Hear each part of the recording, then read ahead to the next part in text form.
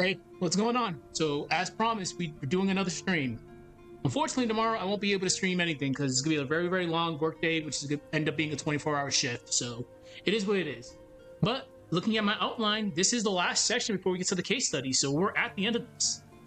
So let's finish this last one. Then tomorrow, no, the next day, we'll start working on the case studies. Which again, it's gonna be Raccoon City Police Department, the entirety of Fatal Frame 4, then Freddy Fazbear's Pizza. But good stuff. Thank you whoever stopped by and stuck around with this. Eventually, by next week, this video will be released. We just don't know how long it's going to be. I'm looking at least 40 minutes. But we'll see. We'll get there when we get there. So going off my outline, the last section was implied horror, which is pretty self-explanatory. Okay. Implied horror. What do we want to do? What do we want to do? What do we want to do with this? Well, unfortunately, I gotta give myself at least like 30 minutes because I have to go take care of some IRL stuff. Okay, implied horror. Not every horror game. Not every horror game needs to show you a monster. Yeah.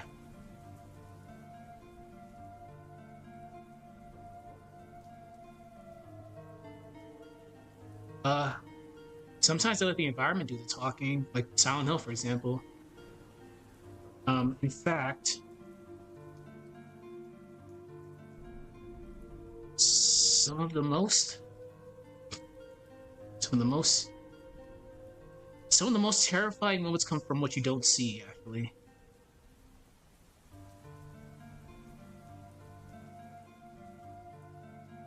That leads into fridge horror, which I've talked about before. Some of the most terrifying moments are the ones.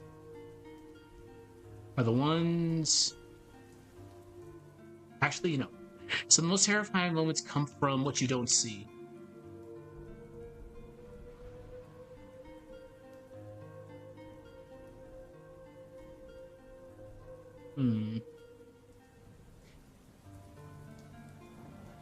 It's usually in the aftermath, probably.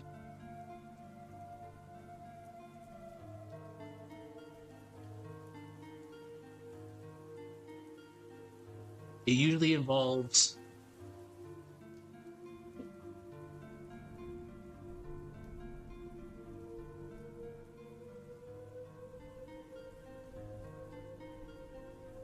events.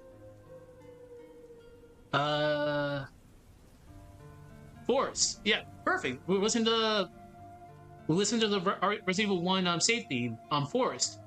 In the original Resident Evil 1, you see the blood stain on the wall before you go to Forrest's balcony. So you know something happened. Like there wouldn't casually just be blood on the wall right there. Who knows? Spencer was a weird guy, but no. This is exactly what we're talking about.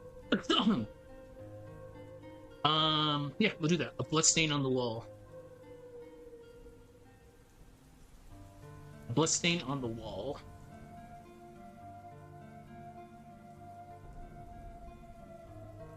A chair that's been toppled over. Classic one.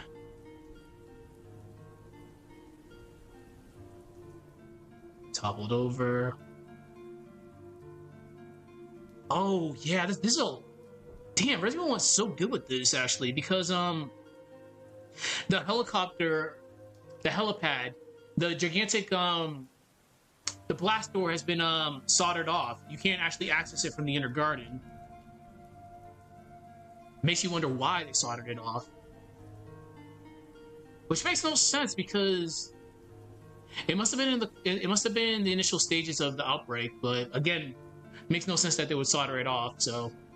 Okay, a chair that's been toppled over. Do I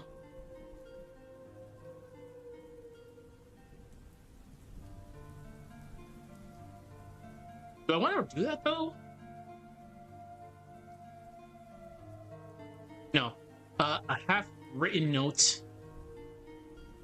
A half-written note that's been abandoned mid-sentence. You know the ones. My favorite ones, actually. Itchy, tasty. Not every horror game needs to show you a monster. In fact, some of the most terrifying moments come from what you don't see. It usually involves witnessing the aftermath of an event. A blood stain on the wall. Blood stain. A blood stain on the wall. A chair that's been toppled over. A half-written note that is abandoned mid-sentence. That was abandoned mid-sentence. Okay. They're fragments. So these fragments. These fragments tell a story. These fragments tell a story. These fragments tell a story without witnessing it. Oh, so just as a heads up, again, I don't know if I'm going on this deployment, but my next video, my next horror-based video will probably be on isolation. And we will not be using alien isolation, even though it's kind of obvious to use alien isolation. No, we are thinking outside the box. I'm putting a security breach in there, though. Definitely am putting that one. But yeah, we're going to be talking about isolation in the next one.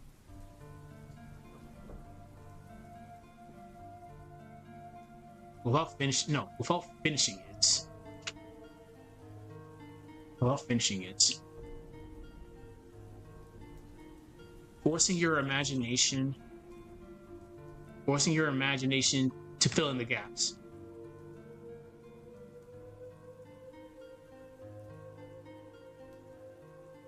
Yes.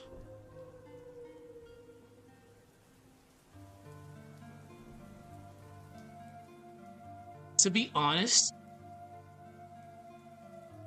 once you start trying to fill in the gaps, some crazy shenanigans can usually come from that.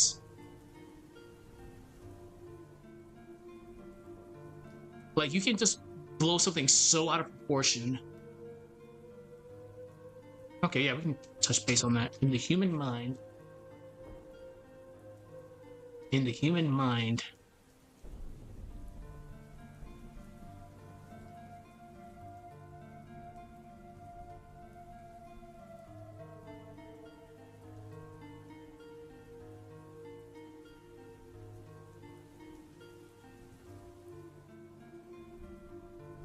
I'm guilty of this. I'm so guilty of this. What's a good example of this? Damn, what's your name? Mew in Fatal Frame 5. Yeah, Mew in Fatal Frame 5. There's some, there's some implied nonsense there. But we're keeping this PG-13 as I proceed to swear, but no. Play Fatal Frame 5, and you'll see exactly what I'm talking about with Mew. In the human mind, while under duress, tends to create something far worse than any monster.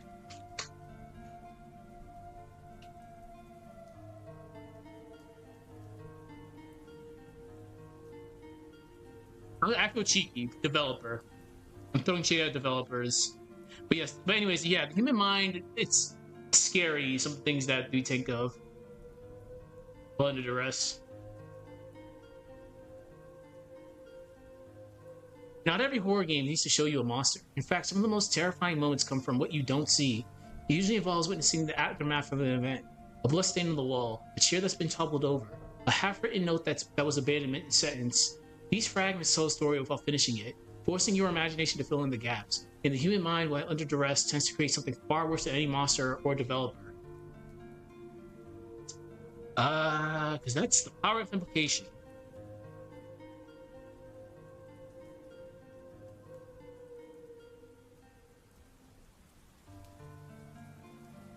That's the power of implication.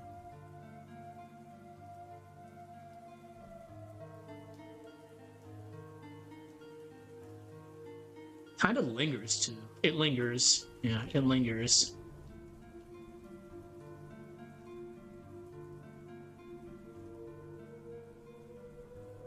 Yeah, because you... Yeah, because we can create way worse situations than... Yeah. It didn't... How do I want to word this? Okay, it invites you to build the horror itself. horror yourself.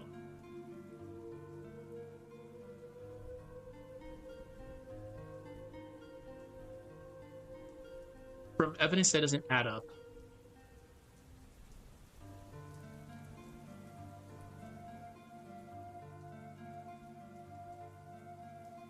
All right, we need to definitely give an example of this. So,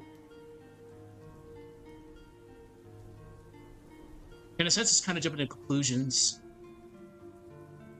You start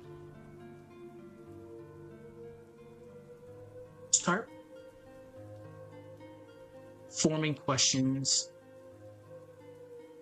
You start forming questions that have no answers.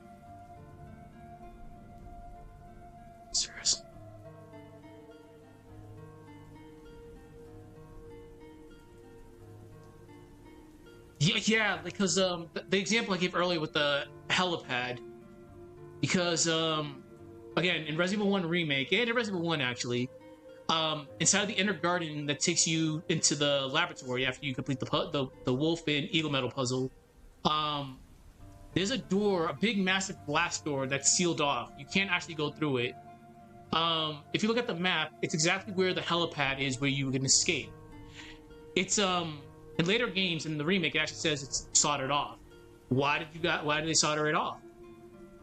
First of all, obviously you can't go there because the game doesn't allow you to go there because you just beat the game to Signal Brad. But you start jumping to conclusions about why that happened. Like, for example, earlier I said maybe it's because of the initial outbreak, because why would you build it if you're not going to use it? But then again, Sir Spencer is a weirdo. But anyways, yeah, like, why is this door why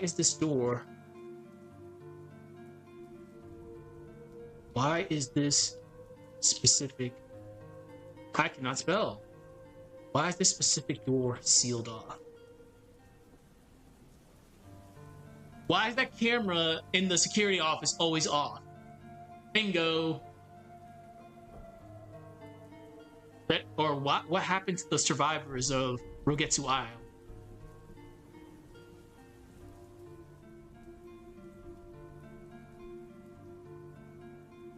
What happened to that person who left behind that cryptic message? And as usual, if anybody ever has any requests for these videos, just let me know. Because I prioritize requests, but I have my own projects that I work on. This is a project. The only other request that I have, which is a long-term one, God knows when that's going to finish, is just the Golden Sun sprite animation lore thing. But yeah, like, this is just my own separate thing that I have to do, because I have a gigantic list of things that I want to get done. But requests normally take top priority. They usually do, unless I'm like totally swamped. But right now, I'm not really like busy. Of course, pending deployment, but God knows if I'm even going anymore. What happens to that person who left that behind? Who left a cryptic message behind?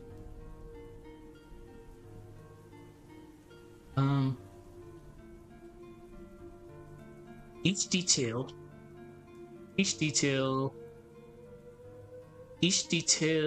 scratches at the edges of your understanding.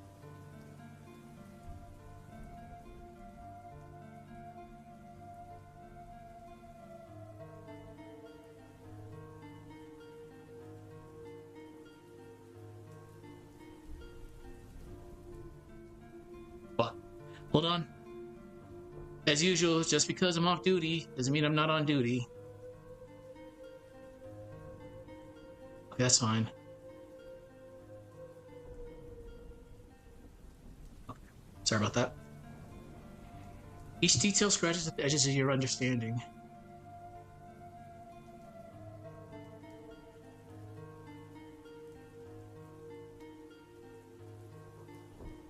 I'm gonna write something here. I'm gonna cook. I'm gonna write something very cringy. Yes, very cringy. Each detail scratches at the edges of your understanding. And soon you realize that the environment, oh my god. realized that the environment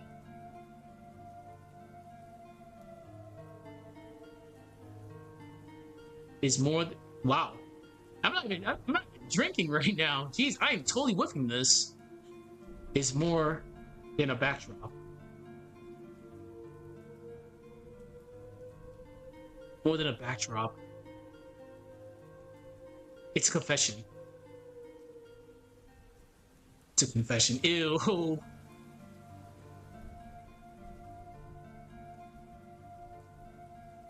One that refuses to tell you everything.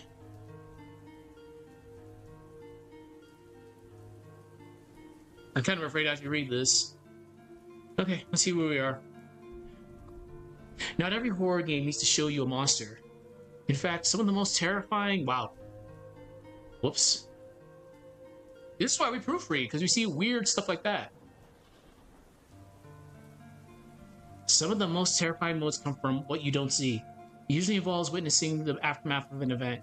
A blood stain on the wall, a chair that's been toppled over, a half-written note that was abandoned mid-sentence. These fragments tell a story without finishing it, forcing your imagination to fill in the gaps. And the human mind, while under duress, tends to create something far worse than any monster or developer. That's the power of implication. It lingers. It invites you to build the horror yourself. From evidence that doesn't add up, you start forming questions that have no answers. Why is this specific door sealed off?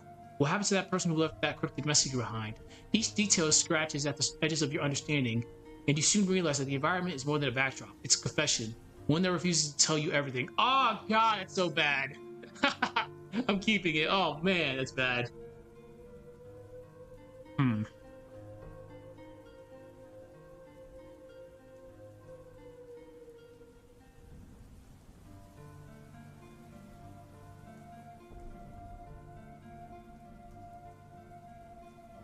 Yeah, like we don't really need to do much with this section. I think we're good. Let's write a concluding paragraph. Then tomorrow, the next day we can actually finally get started with the case studies, because it's just the 3 case studies that we have to do.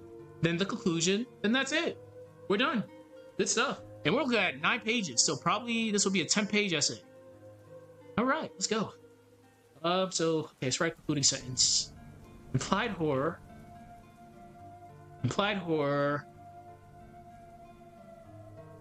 Relies on restraint. Yes, relies on restraint. Implied. It's not about the jump scare. Yeah, it's not about the jump scare. Or blood. Yeah, blood.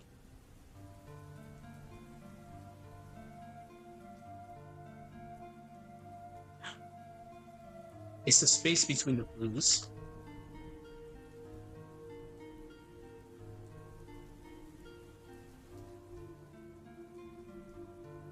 Do I want to go with A? Yeah, I'll go with this. Okay, yeah. Alright, we ball.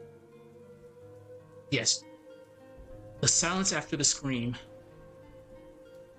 The silence after the scream.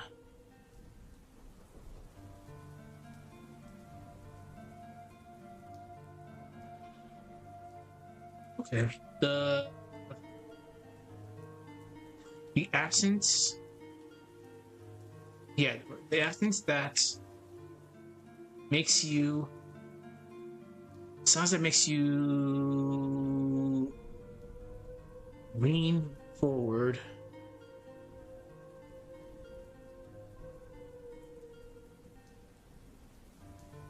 Searching for meaning.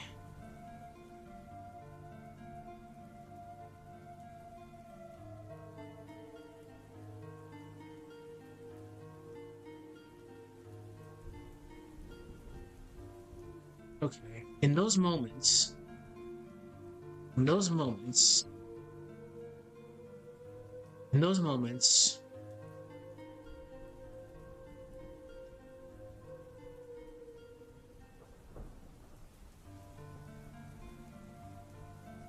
the game stops being a scripted experience.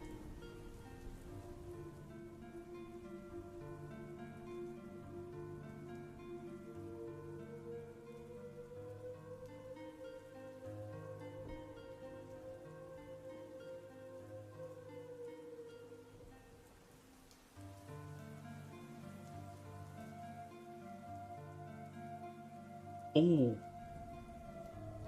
And becomes a mirror. Whoa. And becomes a mirror.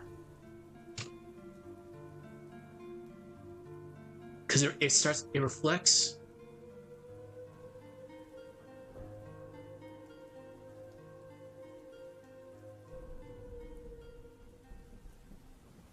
It reflects.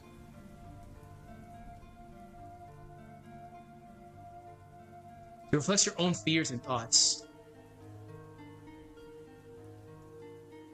Oh, this is so cringy.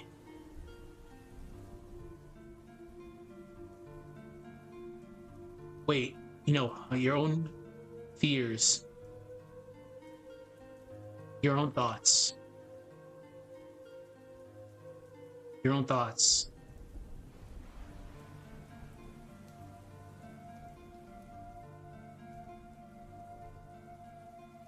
And your capacity to imagine the worst.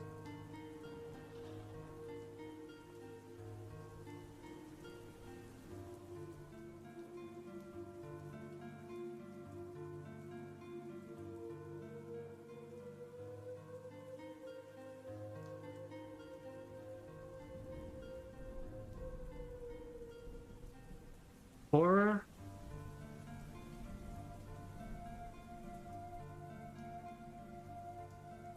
Horror doesn't need to show its hand. Horror doesn't need to show its hand to get under your skin.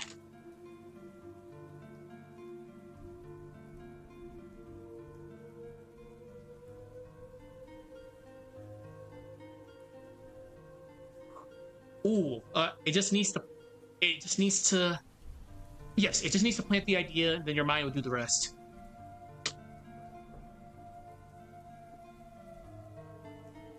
An idea, and let you do the rest. We'll talk with mine now.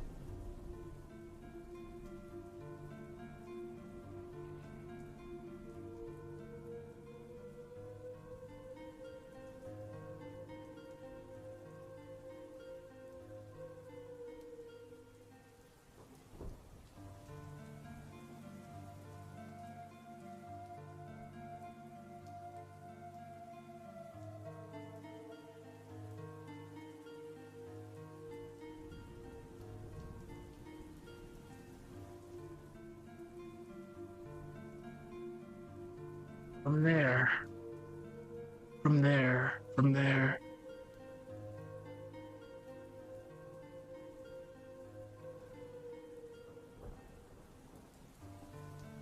Find what truly terrifies us. Yeah. Not the monster. Not the monster, but the story we tell ourselves. Yeah. Okay, but the story we tell ourselves.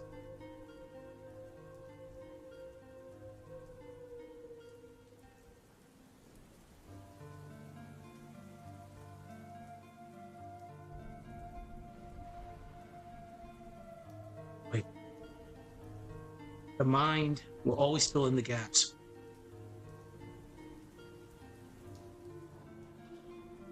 No, the brain will always try to fill in the gaps.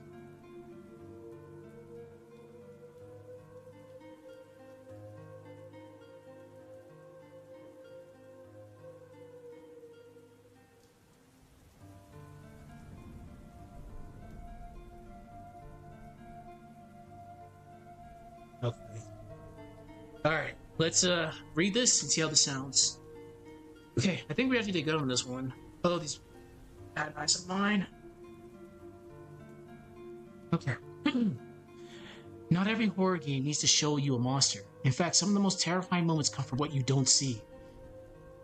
It usually involves witnessing an aftermath of an event, a bloodstain on the wall, a chair that's been toppled over, a half-written note that was abandoned mid-sentence. These fragments tell a story without finishing it, forcing your imagination to fill in the gaps. And the human mind, under duress, tends to create something far worse than any monster or developer. That's the power of implication. It lingers. It invites you to build horror yourself, from evidence that doesn't add up. You start forming questions that have no answers, Why is this specific door sealed off? What happened to that person who left that cryptic message behind? Each detail scratches at the edge of your understanding, and soon you realize that the environment is more than a backdrop, it's a confession. One that refuses to tell you everything. Oh, that's so cringy. I love it. Alright. Implied horror relies on restraint. It's not about the jump scare or blood. It's the space in the clues. Wait, do I want to do that?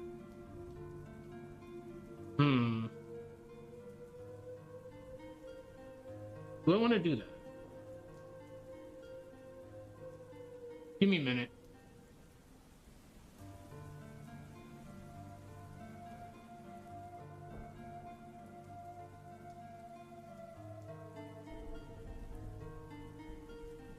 It's about the space between the clues. It's about the space in the clues. It's about the space in the clues. Yeah, that'll work. It's about the space.